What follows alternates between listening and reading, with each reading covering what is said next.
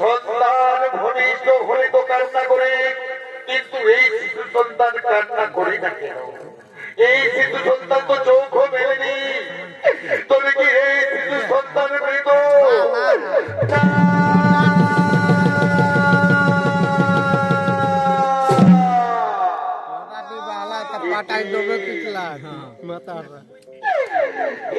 কি কথা আমি শুনলাম পাতা, আমি যে শিশু সন্তানের ধরা ভাবে জন্ম দিলাম, তাই কি আমি দেখাতে পারলাম না আমি পৃথিবী আলো? আমি ভাবি আমি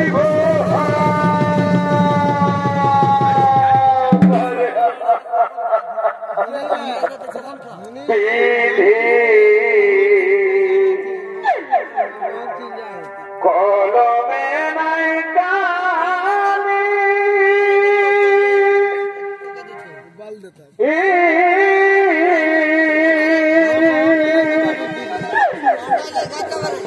আমার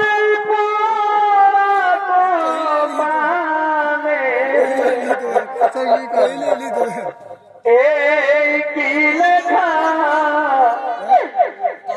ছিল রে কলমে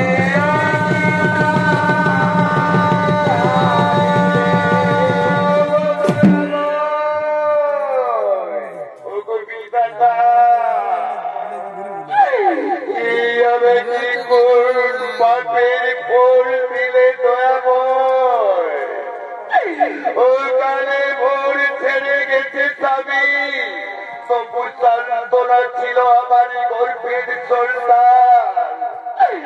তাই কি তুমি পৃথিবীর আলো দেখার আগে আমার কোল শূন্য করে তুমি কেড়ে দিলে দয়াময়? আমাকে কোন পাপের সাজা দিলে দয়াময়? আমাকে কোন পাপের সাজা দিলে? ভক্তের অধীন আসলে তুমি সর্বমতে জানে, তবু কেন আমার জন্য এত জানা দিলি রে? কলমে দিয়া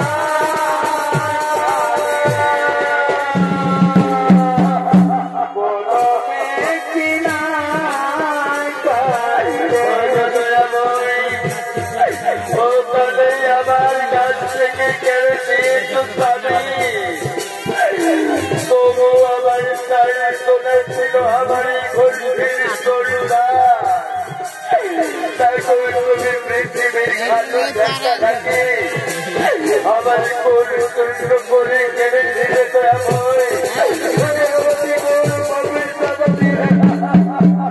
বলবে কিনা জানি রে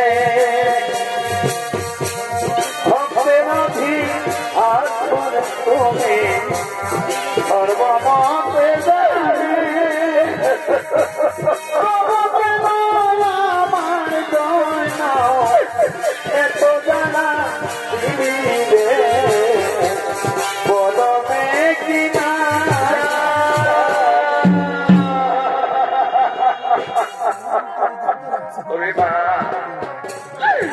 এই গোটা বাজারের কান্না তরি কোনো লাভ হবে না রে মা।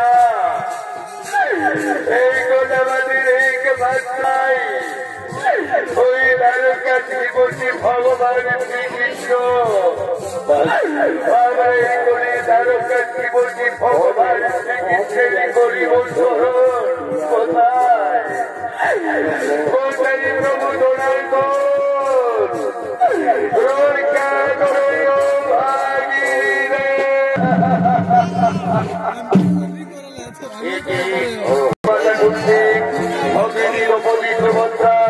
কেন কেন তোমরা মায় এই সময়ের ভূমিকা করেছ?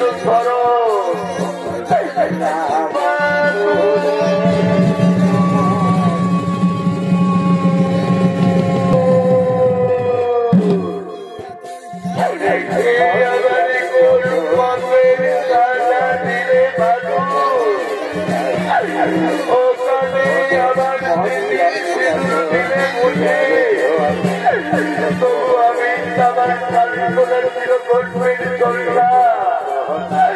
আমি সন্তানের ভাষাই আমি জীবন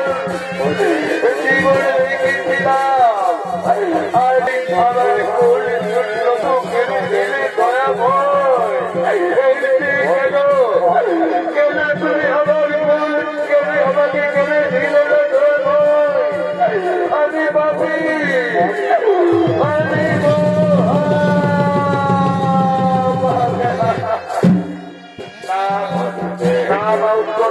তোমার পাপ রইল তোমার পাপ নয় তোমার ব্রহ্মাস্ত্র ওই ব্রহ্মাস্ত্রী মানে তোমার গর্ভের সন্তান। তবে শোনো মাতা কুন্তি অগ্নিগপতি সুভদ্রা যদি ধর্ম এবং ব্রাহ্মণগণ আমার প্রিয় হয় আমি যদি জীবনে কোনদিন মিথ্যা কথা বলে না থাকি এবং আমি যদি যুদ্ধে কোনদিন বিমুখ না হয় তাহলে আমার আশীর্বাদে এই বিদুর সন্তান জীবন লাভ করুন। আর আমি শিশু সন্তানের নামকরণ করছি হরি শব্দে অস্ত্র শব্দে ক্ষত অর্থাৎ দ্বারা ক্ষত হয়েছিল বলে এই সন্তানের নাম হবে হরি। এই সন্তানের নাম হরি এই সন্তানের নাম হরি। এদিকে শিশু পুত্রের প্রাণ খুঁজে পায় আর তারা সকলে মনে আনন্দে নৃত্য করতে থাকে। আমি না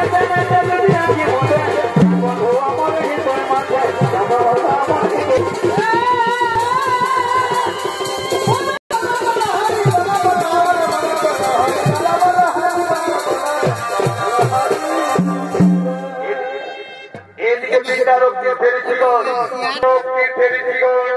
তপস্যা হেতু আগমন করছে।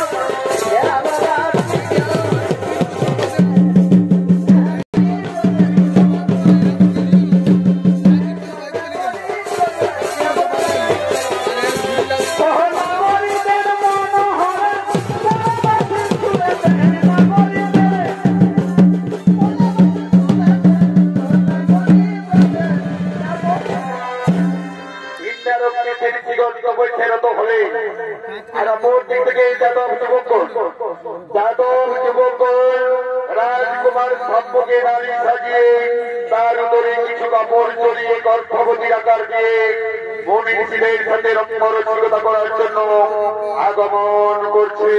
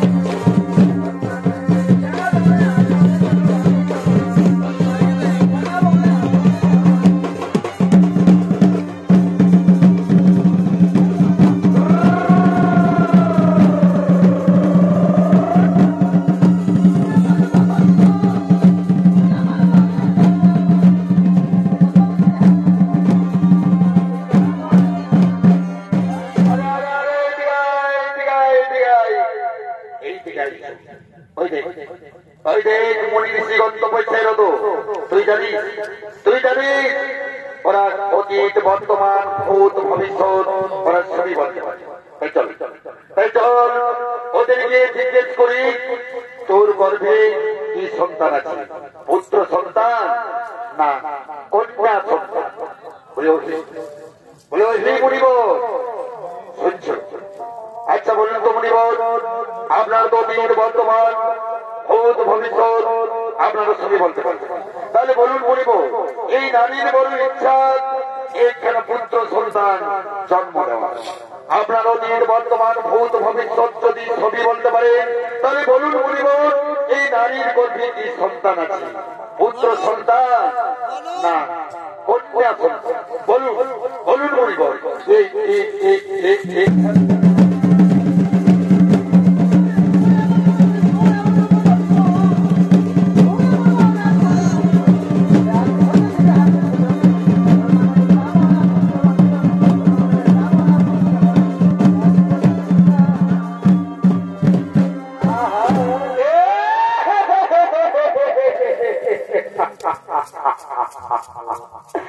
মায়াটাই গুচাইলো বাবা, সব গুচাইলো।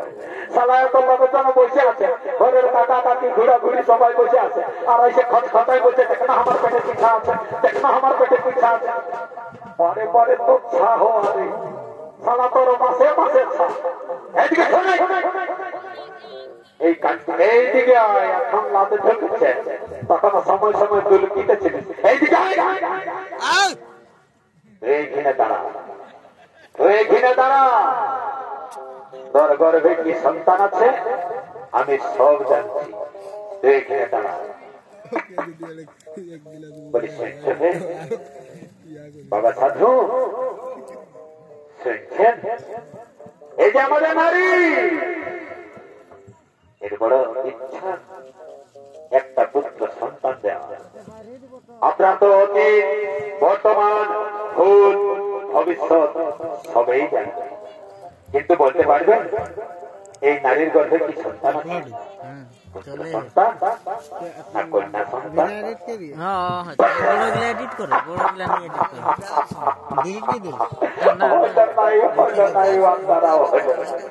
দেখি দেখি দেখি দেখি একটু এই মাখনা সাধুটা কাছে দেখ দেখি। বলি শুনছে হে বাবা সাধু, শুনছেন? এই যে আমাদের নারী, এর বড় ইচ্ছা একটা পুত্র সন্তান দেওয়া, কিন্তু বলতে পারবেন আপনার তো অতীত বর্তমান ভূত ভবিষ্যৎ সবই জানবেন, কিন্তু বলতে পারবেন এই নারীর গর্ভে কি সন্তান আছে, পুত্র সন্তান না কারু বাচ্চা? বলতে পারবেন? কচু বলতে পারবে। দেখি দেখি দেখি দেখি দেখি একটু এই বিরোধা সাধু তার কাছে দেয়। বাবা সাধু আপনি বলতে পারবেন এই নারীর গর্ভে কি সন্তান আছে? বলতে পারবেন?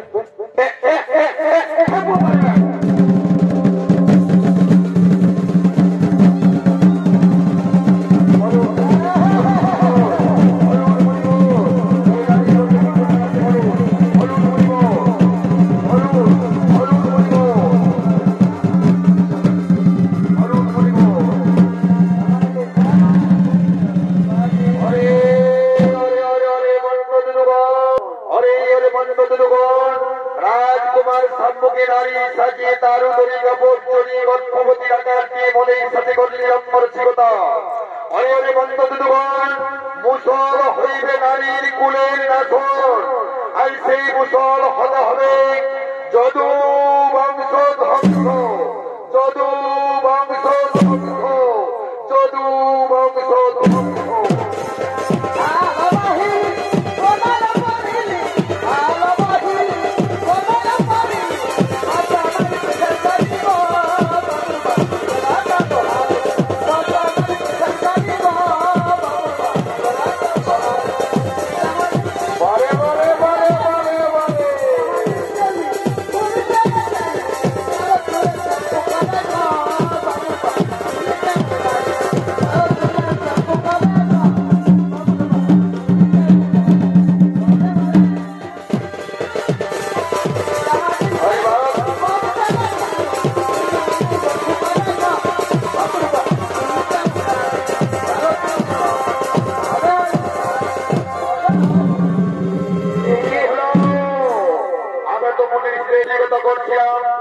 ভরা হয়ে গেল অভিশপ্ত। এদিকায় তাড়াতাড়ি ওই দিকে আয়। আরে তাড়াতাড়ি তোর কাপড় চোরানো গর্ভনা খুলে দে। আরে তাড়াতাড়ি খোল তোর কাপড় চোরানো। গত করে পড়বে বাবা। এই তো মুনিদের প্রথম বাক্য প্রতিফলিত হয়েছে। সামনের গর্ভ থেকে কাপড় চোরানো গর্ভ থেকে তৈরি হয়েছে খেলা মনোহর। তাও ফলে যদি দ্বিতীয় বাক্য সত্য হয়, তার ফলে হবে যদু বংশ ধ্বংস। কিন্তু তাহাতে যদু বংশ ধ্বংস না হয়, আমরা লোহার মুদগর সমুদ্রের তীরে নিয়ে গিয়ে একখানা পাথরের উপরে আমরা মুদগর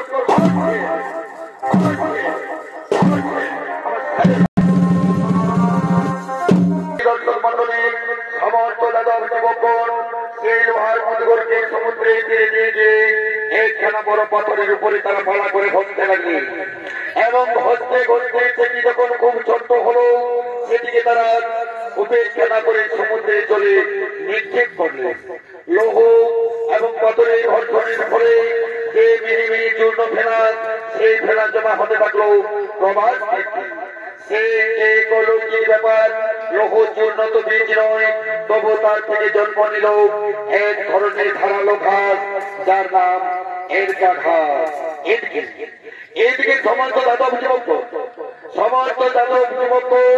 প্রভাস তীর্থের জলক্রিয়া হেতু আগমন করছে।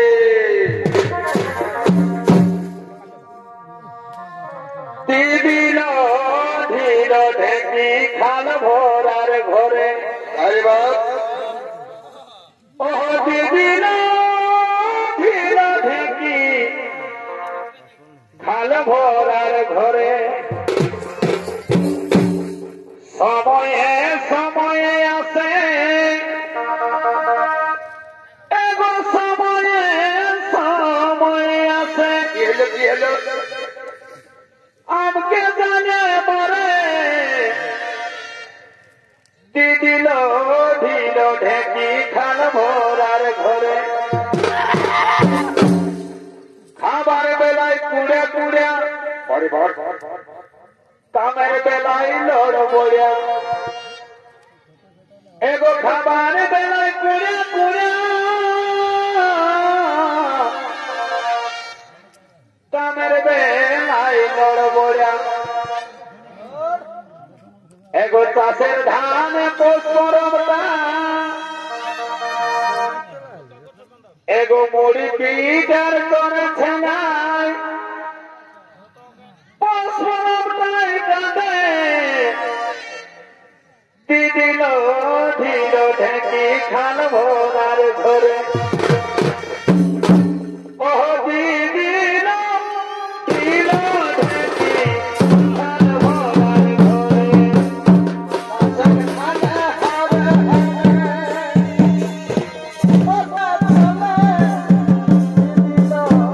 ঢিল ঢেকি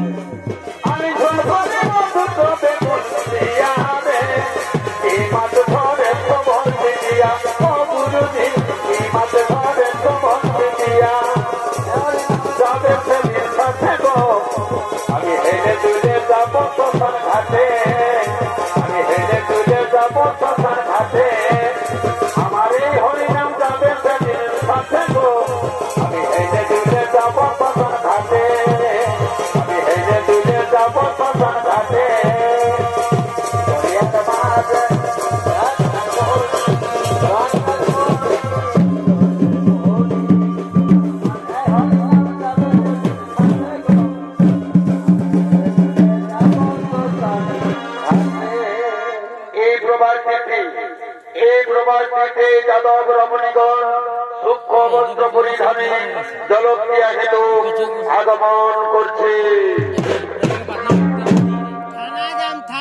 আজ মনে মনে জাগে হরি,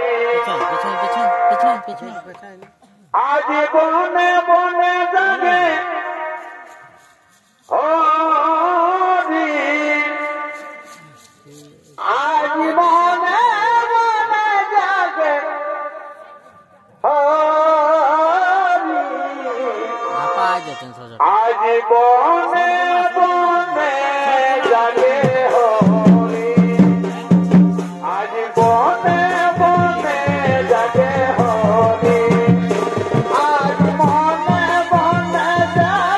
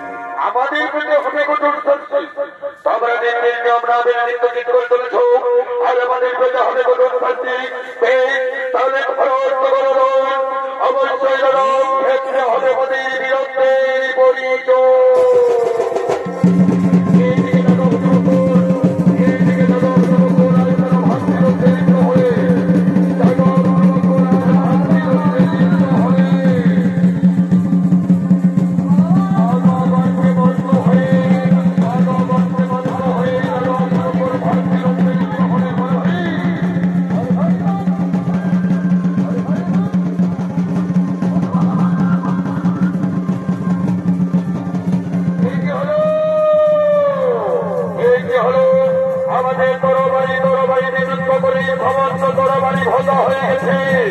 সেই সমুদ্রের তীরে ধারালো হেলকা ঘাটে লাগাতে বৌদিব দিব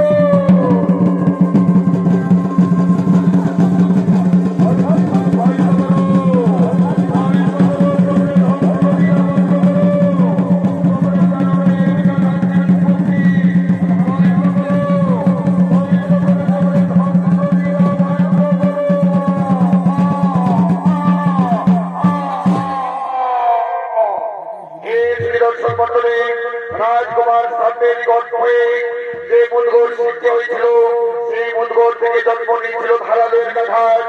আজ এলাকাঘাট লাগাতে সমস্ত যাদব যুবকগণ একে অপরকে আঘাত করে আজ তারা প্রার্থনা করবে। এইদিকে ভগবান শ্রীকৃষ্ণ চিন্তা করছে তাপস যুগের পরিসমাপ্তি ঘটতে চলেছে, আর আমার এই ধরা থামে থাকা চলছে না, আবার আমাকে ভয় করতে।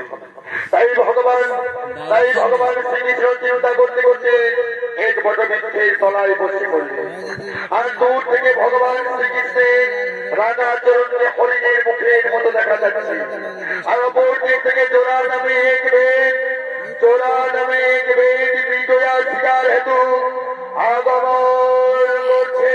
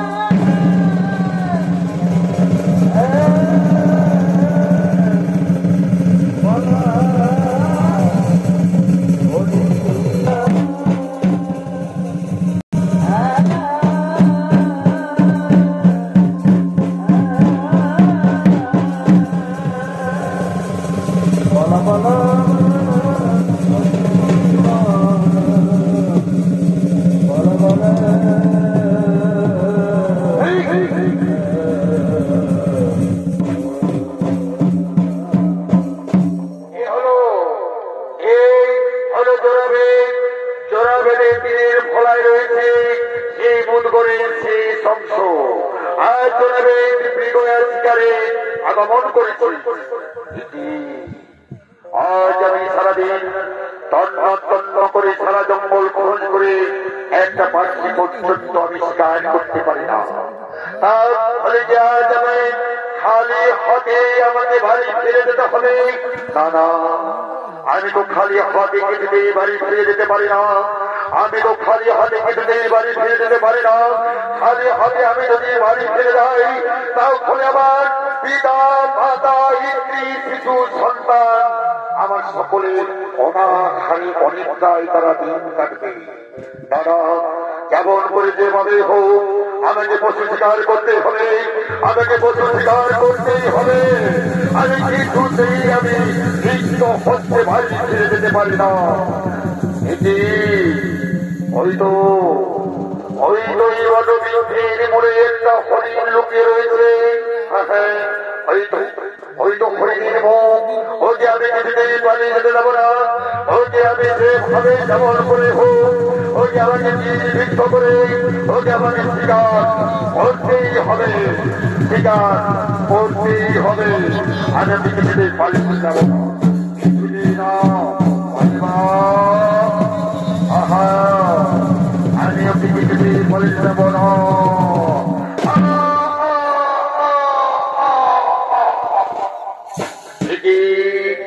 আমি তো হরিণ মনে করে আমি নিক্ষেপ করেছিলাম। আরে তো মানুষের কণ্ঠ না না, আমাকে গিয়ে দেখতে হবে আমি তাকে নির্বিঘ্ন করেছি। আমাকে গিয়ে দেখতে হবে আমি তাকে নির্বিঘ্ন করেছি।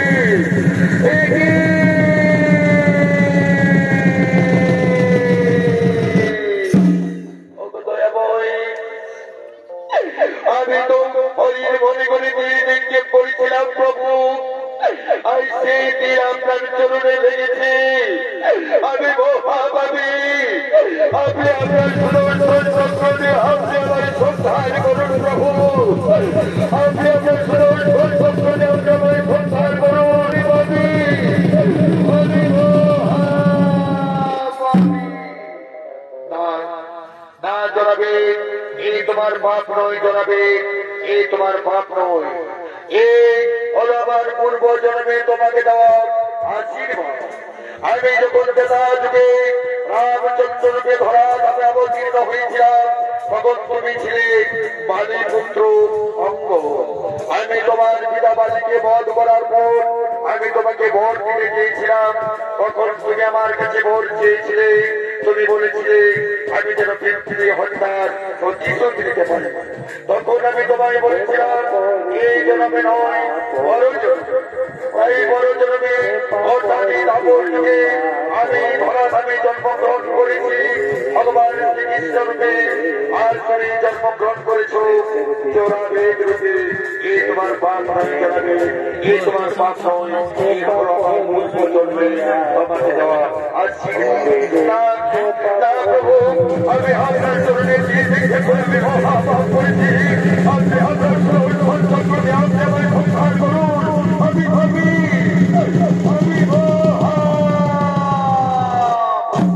আমি তো বললাম জনাবে এই তোমার পাপ নয়, তুমি আমার সাথে গোলকে চলো জনাবে। তোমার জন্য সব সময় গোলকের পথ খোলা থাকবে, গোলকের পথ খোলা থাকবে, গোলকের পথ খোলা থাকবে। এদিকে ভগবান শ্রীকৃষ্ণ, এদিকে ভগবান শ্রীকৃষ্ণ বলে হে দ্বারকাবাসী, আমার অমর্ত মানে আর দ্বারকাপুরী থাকবে না, সমুদ্রে চলে দ্বারকাপুরীতে জাহাজ করবে। তোমরা সকলে দ্বারকাপুরী কাজ করে তোমরা প্রপঞ্চে চলে যাও, সেখানে তোমরা অর্জুনের দ্বারা সুরক্ষিত থাকবে, অর্জুনের দ্বারা সুরক্ষিত থাকবে। এদিকে হরিপুরের যুবরাজ পরীক্ষিত নিজরাজ সভায় আগমন করছে।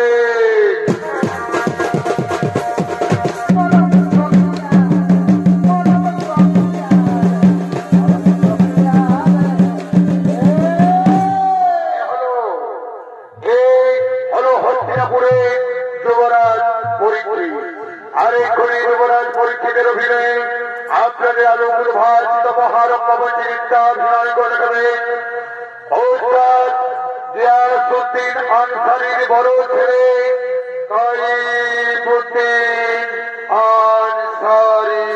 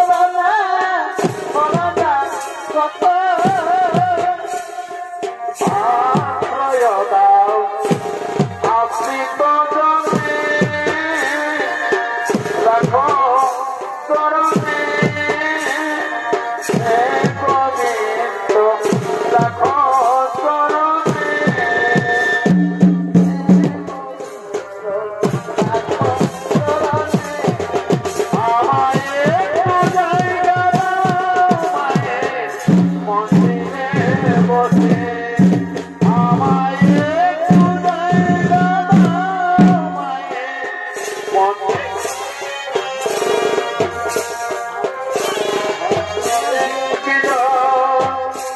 আমিও না হতো একজন আমিও না হতো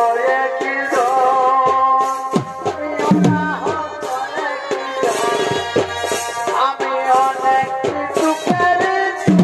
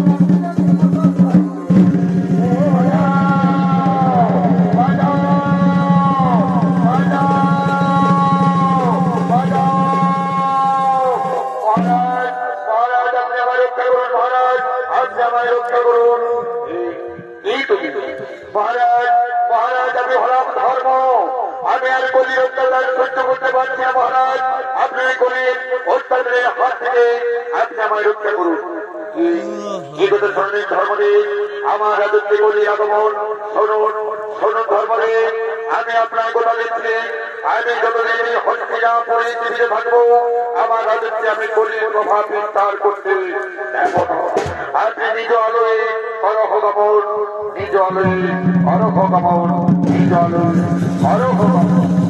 এই দিকে রাজা পরীক্ষা দেখছে তাদের দরজায় দাঁড়িয়ে করি, তাই রাজা পরীক্ষিত বললে মহারাজ মহারাজ আমি হলাম বলি, আমি তাদের নিয়মে এসেছি মহারাজ, তাই আপনি আমার হঠাৎ আশ্রয় এই কথা শুনে করে আমার রাজত্বে তোমার আশ্রয় বেড়ে দাও বাবু হস্তিনাপুর থেকে, না ফলে আমার স্থানিত তরবারি দিয়ে এই খর্ষিত পরিবর্ত। এই কথা শুনলেন মহারাজ, আশ্রয়ের বদলে স্থানিত তরবারি দিয়ে বিখণ্ডিত করবে আমার, তাই কোথায় মন্ত্রী সেনাপতি শুনবল মম মহিমা বিস্তার করো হয়ে